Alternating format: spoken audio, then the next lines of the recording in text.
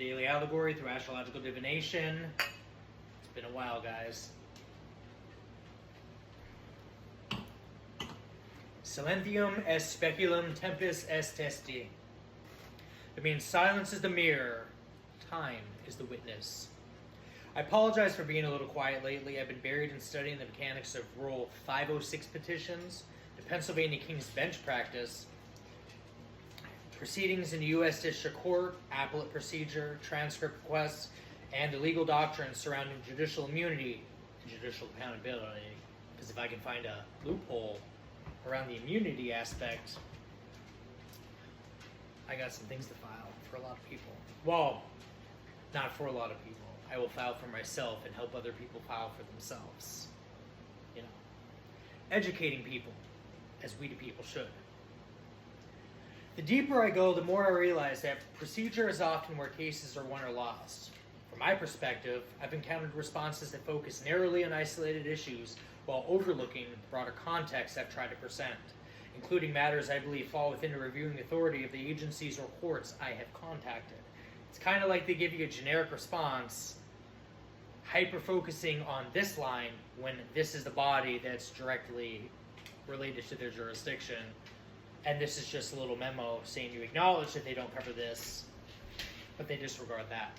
It's kind of like they're covering for their friends. It's weird. Now, whether that reflects disagreements, oversight, or something else, I've learned that the answer is not frustration, it's education.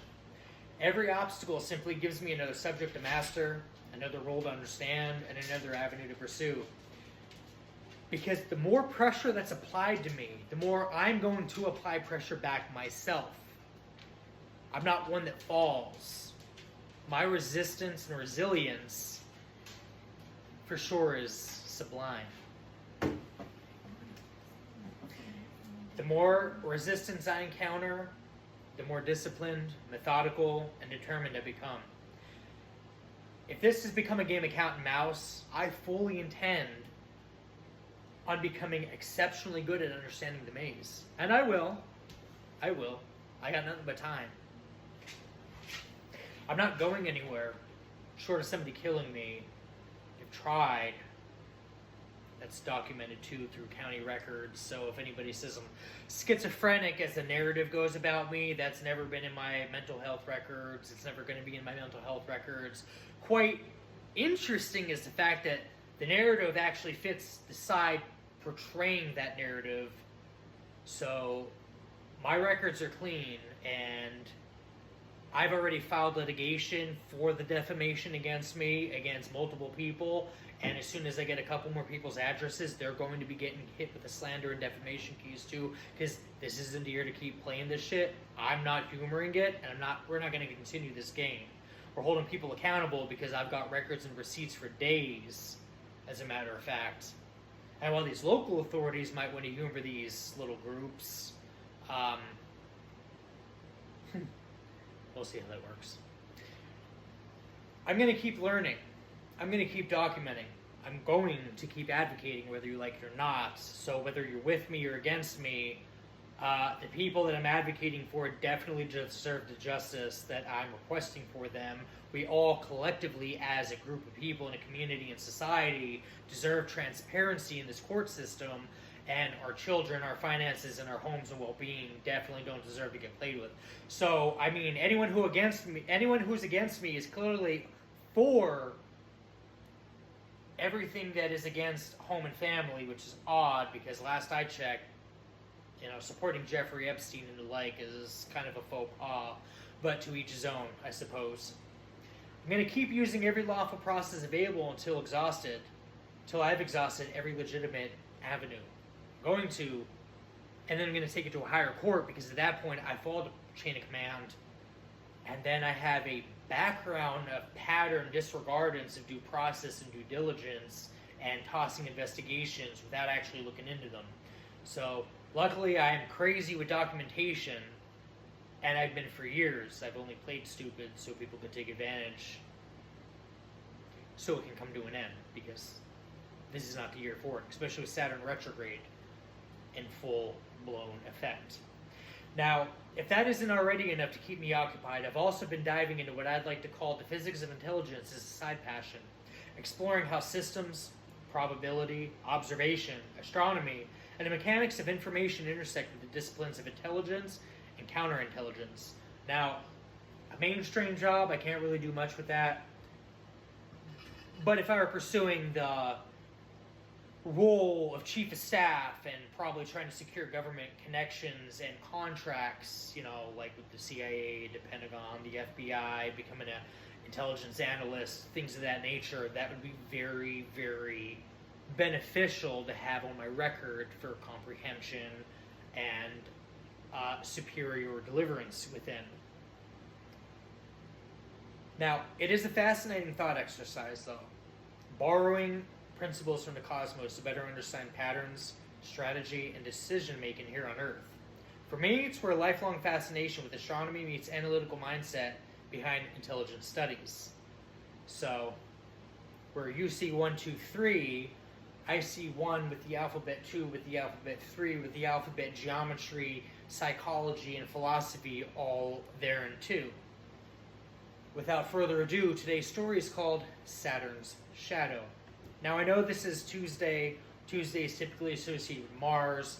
With the Aries energy, I am connecting Mars with Saturn and Sun for a triangulated aspect within Aries nature within Saturn retrograde.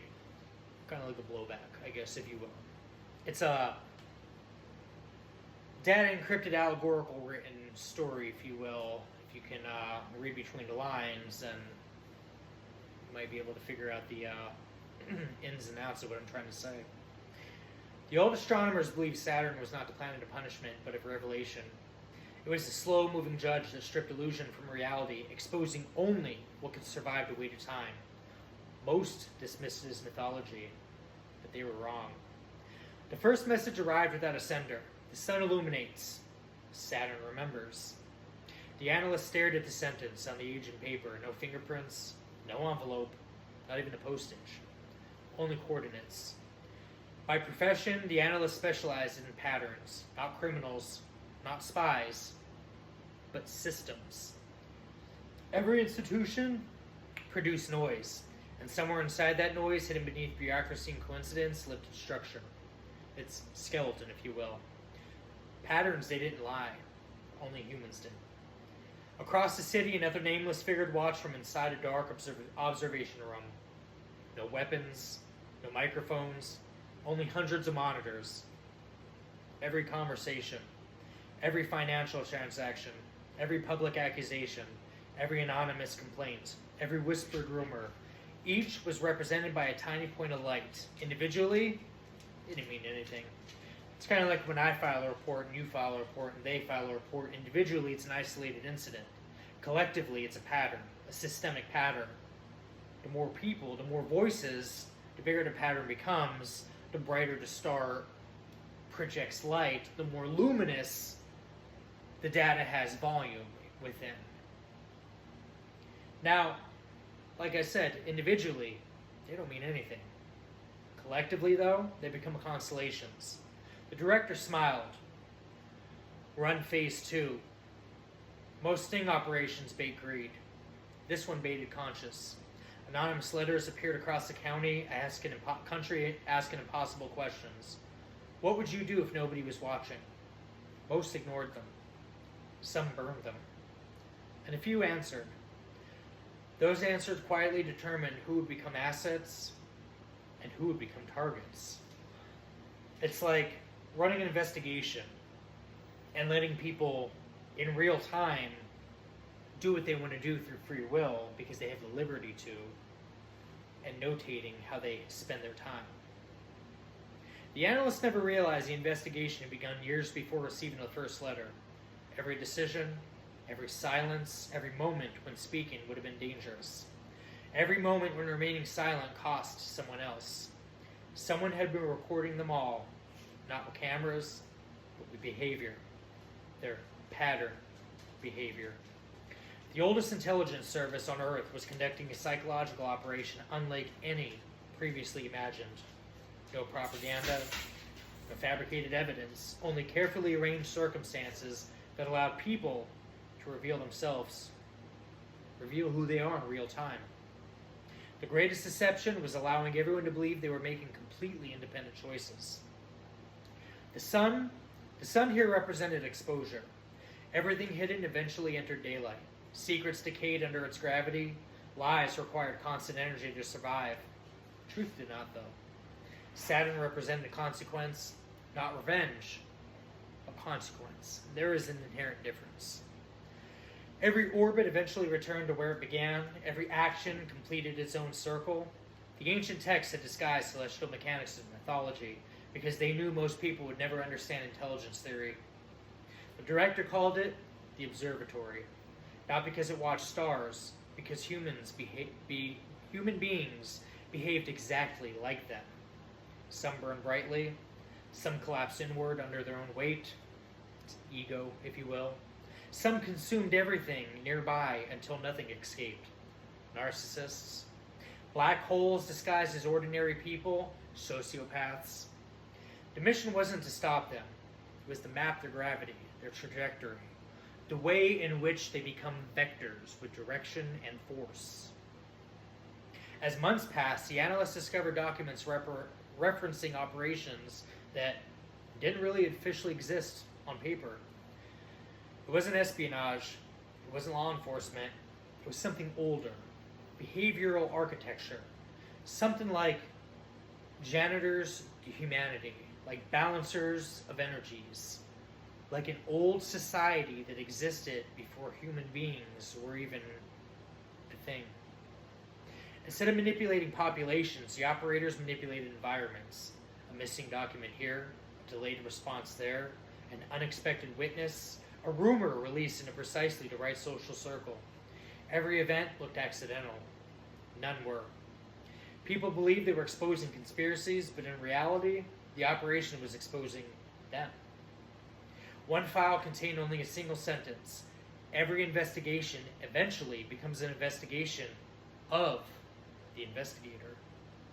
The analyst stopped breathing because suddenly every strange coincidence from the last decade aligned into one terrifying realization. The patterns hadn't been pointing outward, they had been pointing inward. Every choice had generated data, every emotional reaction had been measured, every alliance had revealed invisible loyalties. The entire investigation had been a mirror disguised as a maze.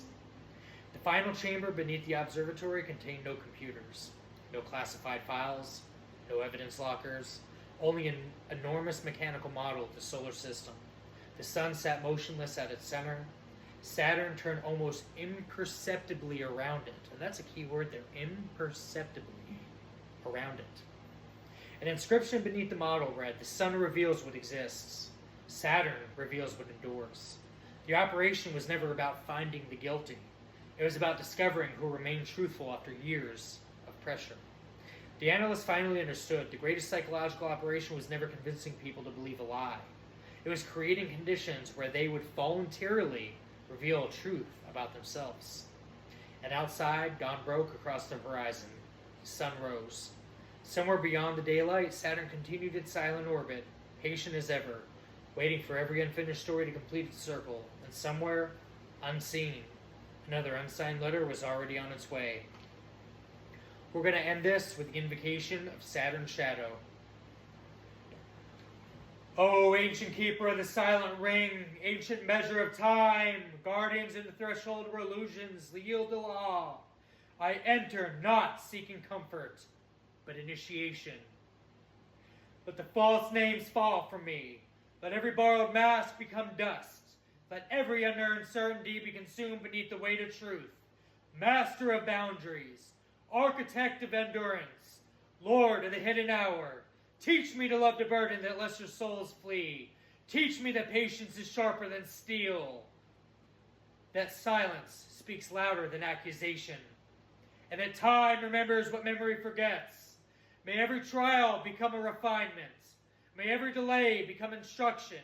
May every opposition become the whetstone upon which my will is honed.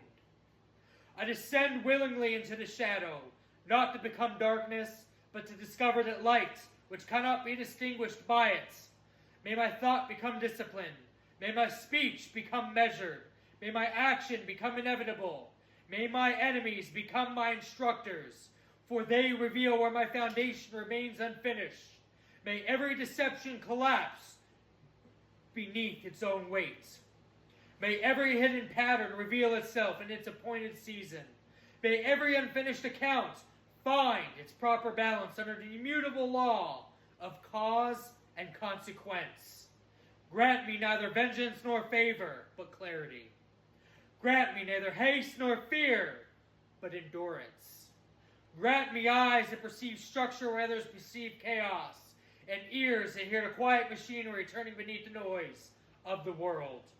For I, and I alone, understand the greatest power is not domination, it is self-government. The greatest victory is not over another, it is over illusion. The greatest throne is not built upon conquest, but upon unwavering discipline. Therefore I accept the shadow, not as my prison, but as my teacher. When the sun reveals, may I recognize. When Saturn measures, may I endure. When the appointed hour arrives, may I stand unshaken. Having become worthy of those weights I ask to bear, so may wisdom guide my judgment, integrity govern my action, and truth remain my companion. Upon time itself bears witness. Amen. And so it is decreed, as the Emperor of 99. And so it is. That's all I have for you guys today. I'll see you in the next one.